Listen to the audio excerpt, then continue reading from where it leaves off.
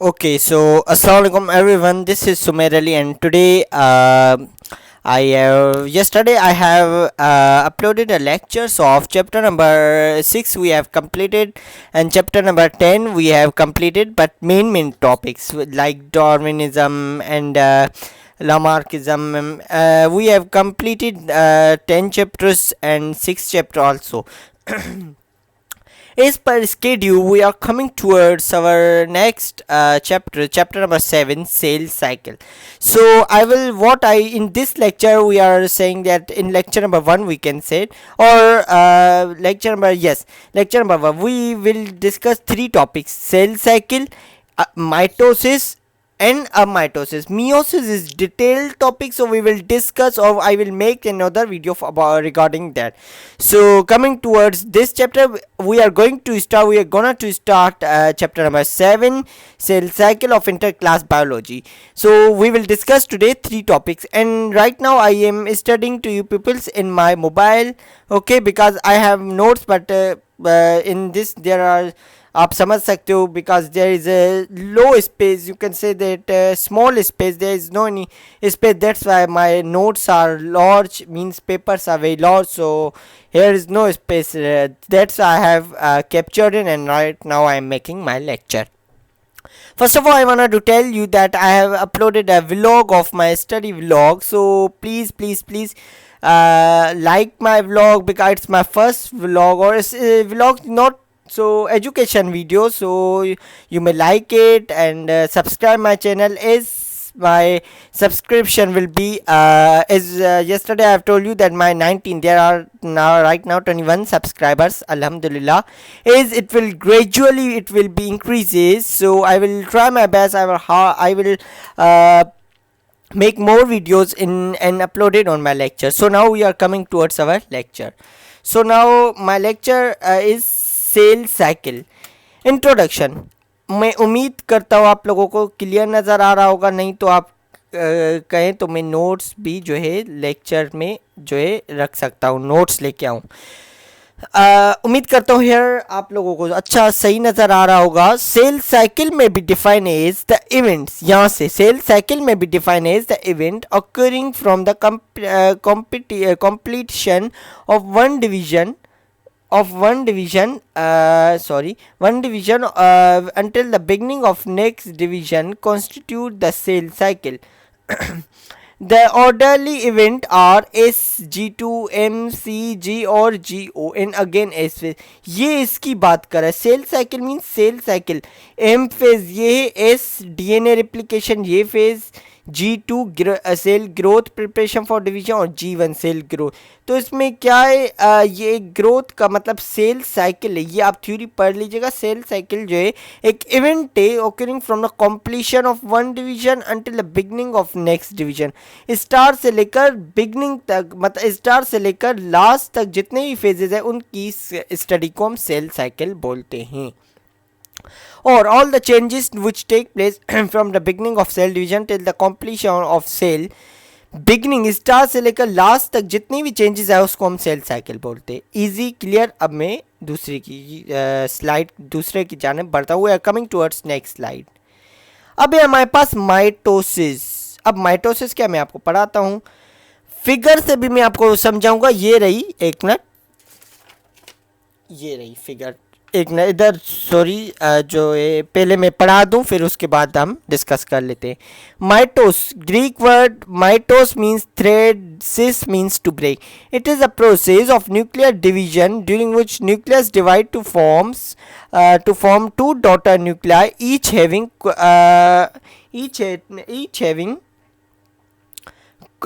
एक minute, quantitative same chromosomes as were present in the mother cells and thus keeping the genetic material constant. It occur, मेरे ख्याल में ये जो है थोड़ी डिफ़िकल्टीज हो रही हैं, तो मैं नोट्स लेके आता हूँ अपने. Okay, just a moment.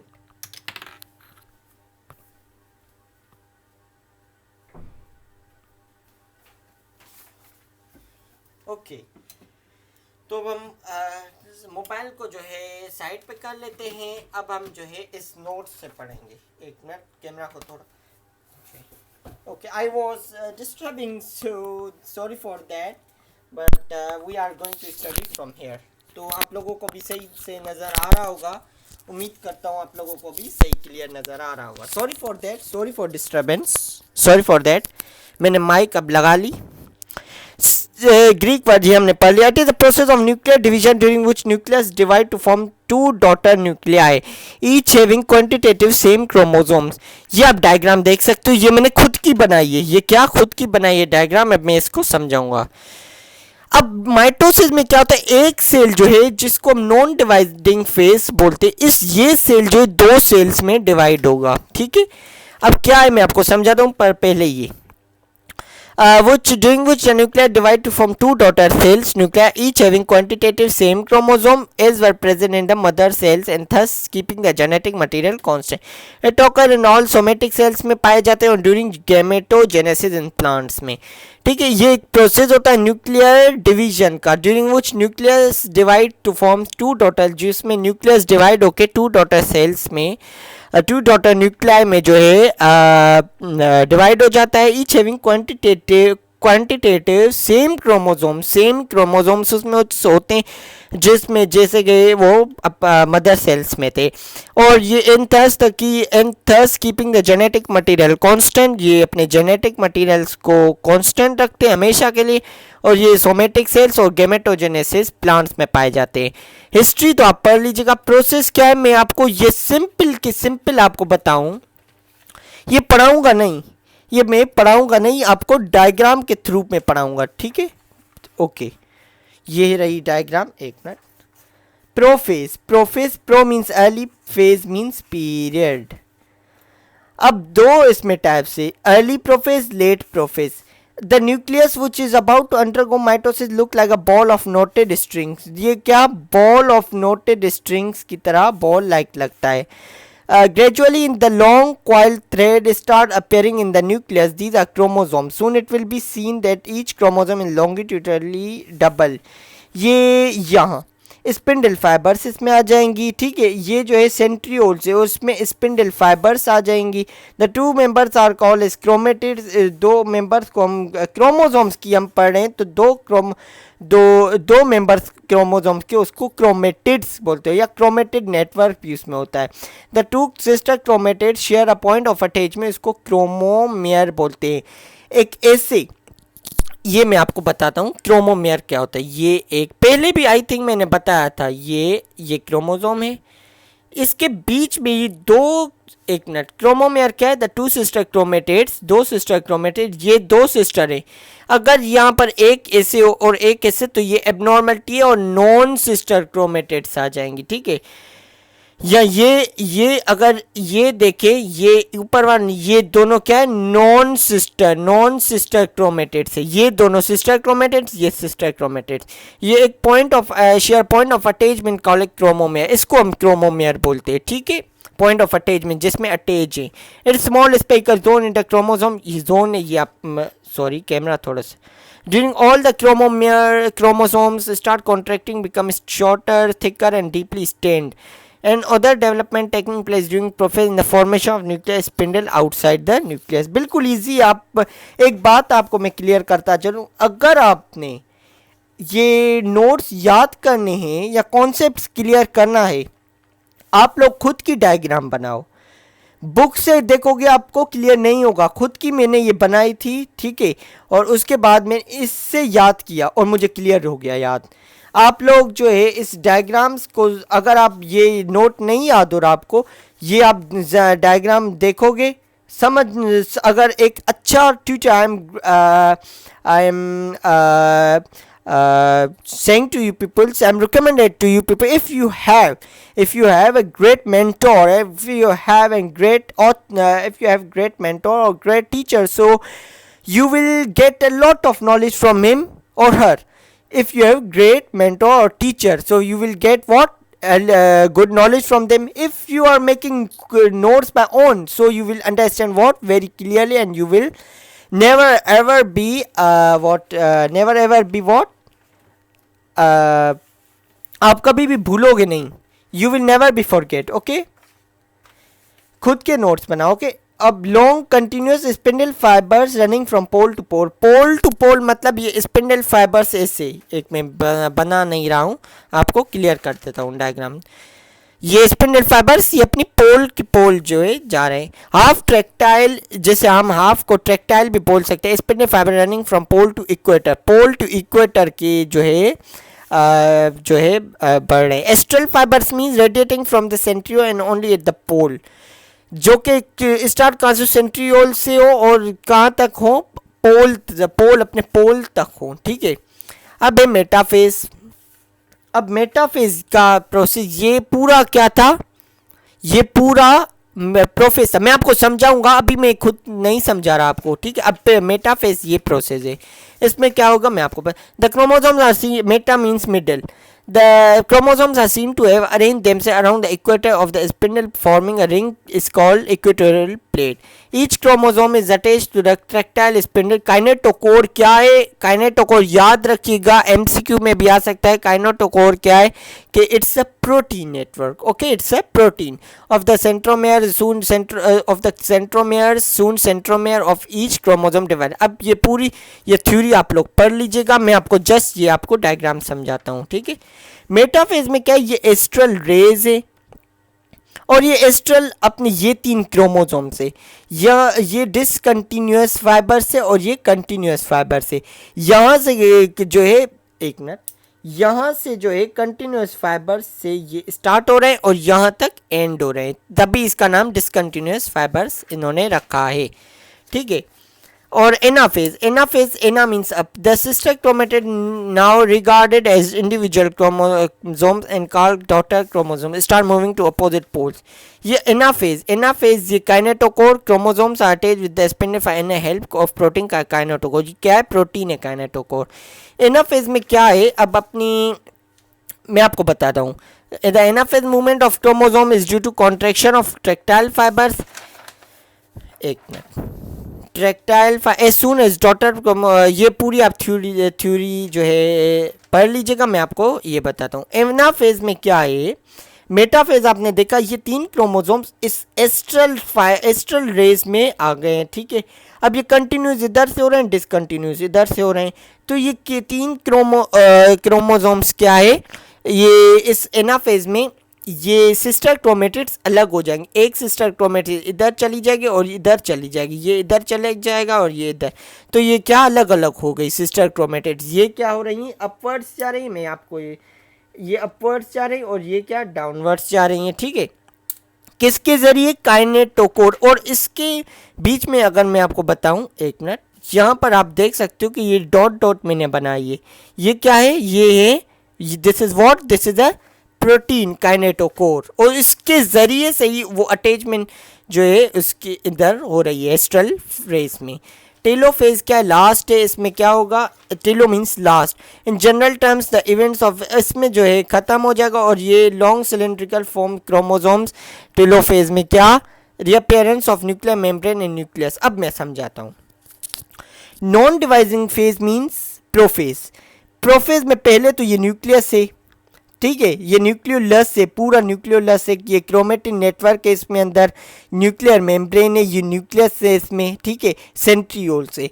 अब इसमें क्या होगा कि अर्ली प्रोफेज में ये क्रोमोसोम्स, इधर क्रोमोसोम्स बन गई, ठीक है, इसमें ये जो मैंने बताया क्रोमेटिन नेटवर्क्स जो है, ये क्या, ये धागे की शक्ल में वो क्या हो गई, क्रोमोसोम्स की शक्ल में आ गई और ये स्पिंडल फाइबर्स इसमें बनना शुरू हो गई। अब ये जो इसमें आउटर न्यूक्लियोलस आप बोले या न्यूक्लियर मेम्ब्रेन आप बोले, sorry nuclear membrane, sorry for that, nucleolus नहीं, न्यूक्लियर मेम्ब्रेन, वो एस्ट्रल फाइबर्स की शक्ल में डिसअपियर होना शुरू हो गया। सॉरी, डिसअपियरेंस मैंने यहाँ पर लिखा भी है, कॉन्सेप्ट्स क्लियर किए थे। डिसअपियर होना शुरू हो गया और ये क्रोमोसोम्स तो वैसे ही रहे और ये स्पिंडल फाइबर्स इसमें और जो है बढ़ना शुरू हो गई। अब इसमें क्या होगा, एस्ट्रल रेज जो है, ये जो दोनों थी, ये एक अपर चला गया और ये नीचे चला गया, ये ऐसे। अब एस्ट्रल रेज, अब इधर से तो आपको पता है प्रोसेस, तो ये क्रोमोसोम्स अलग हो जाएंगे ऐसे एनाफेज में और ये जो अलग जब हो जाएंगे तो उसमें एक ये क्रैक पैदा होगी। एक मिनट में यहाँ पर थोड़ी एक और डायग्राम आपको बता चलूँ। ये यहाँ पर क्या हो गया, ये क्रैक पैदा हो गया, ये क्या होगा, क्रैक पैदा होगा, और इधर क्या न्यू न्यूक्लियस जो है बनना स्टार्ट हो जाएंगे, और ये प्रोसेस है। ये यहाँ पर इसके बाद क्रैकिंग पैदा होगी, इधर से टूटना स्टार्ट होगा, और ये दो न्यूक्लियस पैदा हो जाएंगे, और ये खुद रीअपेयरेंस ऑफ न्यूक्लियर मेम्ब्रेन, फिर से ये न्यूक्लियर मेम्ब्रेन बन जाएगा। तो ये प्रोसेस क्या था, माइटोसिस का था। अब मैंने जो है माइटोसिस तो आपको इधर क्लियर कर दिया। अब हम जो है मियोसिस, ये मियोसिस जो है बिल्कुल डिटेल टॉपिक है, इसकी भी डायग्राम बनी हुई है, पर ये आप देख सकते हो इसमें 2 सेल्स हैं, इसमें 4 सेल्स बन रहे हैं। ओ सॉरी, यहाँ पर ये 4 सेल, तो ये इंशाल्लाह मैं नेक्स्ट लेक्चर में करवाऊंगा। अब हम जो है टॉपिक जो कर रहे हैं अब माइटोसिस, उसके बाद जो टॉपिक है ह्यूमन डिफेक्ट्स से डाउन सिंड्रोम, ये जो है मियोसिस के साथ करेंगे हम। अब माइटोसिस सिंपल प्रोसेस बता दूं, इसमें जो है नो थ्रेड ब्रेक, थ्रेड नहीं बनेंगे इसमें। अब माइटोसिस में भी डिफाइन एज प्रोसेस, इसमें जो है स्पिंडल फॉर्मेशन भी नहीं होगी, ना ही न्यूक्लियस डिवाइड होगा विदाउट पासिंग थ्रू स्टेजेस। इस स्टेजेस में इसको डायरेक्ट सेल डिवीजन भी बोलते हैं, डायरेक्ट इसमें हो जाएगी सेल डिवीजन। अब ये क्या, ये प्रोसेस है इसका, एक मिनट, यस मैं प्रोसेस आपको पढ़ा नहीं रहा, इधर मैं बता रहा हूँ कि ये एक सेल है, ठीक है, इसमें अंदर न्यूक्लियस। अब ये न्यूक्लियस क्या होगा, ये न्यूक्लियस हैमर नहीं, डम्बल की शक्ल में आ जाएगा। क्या हो जाएगा, डम्बल शेप, डम्बल जैसे हम जिम में इस्तेमाल करते हैं, डम्बल शेप यहाँ पर लिखा हुआ है, मैं थोड़ा आपको दिखा देता हूँ कि ये जो है यस ये डम्बल शेप में है, जो आप पढ़ लीजिएगा या मैं आपको पढ़ाता हूँ, पर पहले ये समझा दूँ। डम्बल शेप में आ गया, उसके बाद इधर क्रैकिंग पैदा होगी, ठीक है, ये और ये 2 अलग हो रहे हैं, उसके बाद ये बिल्कुल क्रैकिंग अलग 2 सेल्स बन जाएंगी, ये और ये 2 न्यूक्लियस भी हो गए। न्यूक्लियर बडिंग, अब इसकी बडिंग होगी, कैसे बडिंग होगी, ये इसमें एक बड आ जाएगा ऐसे, यहाँ पर मैं आपको बताऊँ, ये एक सपोज करें इसके साथ ये एक बड आ गई, ये बडिंग हो गई। उसके बाद ये बड जब निकलेंगे तो और सेल्स हो जाएंगे, न्यूक्लियर फ्रेगमेंटेशन, इसके बाद ये इतने सेल्स हो जाएंगे, ये आपको लास्ट में फट के जो है न्यूक्लियर फ्रेगमेंटेशन हो जाएगी। तो हम डिस्कस इसको करें, प्रोसेस क्या है माइटोसिस का, the nucleus simply elongates and then become a narrow in the middle, it assume the shape of dumbbell की शक्ल में। The narrow middle part gradually become thinner and breaking up into 2 parts called daughter nuclei. ये इन दोनों parts को हम daughter nuclei बोलते हैं, ठीक है, डॉटर न्यूक्लियाई में हो जाएगी। Soon after cytoplasm become constricted in the middle and ultimately divided into 2 halves, each of which have 2 daughter nuclei. ये डॉटर सेल्स थे, अब 2 इसमें साइटोप्लाज्म की जब हो जाएगी, इसमें टूटना स्टार्ट होगा, तो ये क्या, ये 2 डॉटर न्यूक्लियस बनना स्टार्ट होंगी। If the portion of nuclear unequal it is called nuclear budding. Unequal अगर पोजीशन होगी तो इसको हम न्यूक्लियर बडिंग हो जाएगी उसमें। उसके बाद क्या होगा, ये फ्रेगमेंटेशन में हो जाएगा। If 3 or more parts of the nuclear are form it called nuclear. अगर 3 या 3 से ज़्यादा अगर होंगे तो न्यूक्लियर फ्रेगमेंटेशन, फट के बाहर आ जाएंगे, ये न्यूक्लियर फ्रेगमेंटेशन याद रहे आपको। अब लास्ट है हमारे पास significance of a mitosis. It is rapid source of cell multiplication in protozoa and याद है ये MCQ आपको आ सकता है कि ये किन में प्रोसेस में होता है, प्रोटोजोआ और बैक्टीरिया में। When it occur in old tissue, अगर ओल्ड टिश्यू में ये हो जाए तो एबनॉर्मल सेल्स या डिजीज सेल्स जो कि कैंसर या ट्यूमर ब्रेन में भी होता है कैंसर, ये जो है हो जाएंगे। तो इसी के साथ साथ हम अपना लेक्चर जो है इधर ख़त्म करते हैं इंशाल्लाह। I will discuss meiosis and this defects tomorrow और in next lecture. Thank you very much. Subscribe my channel, like my videos. अल्लाह हाफिज़।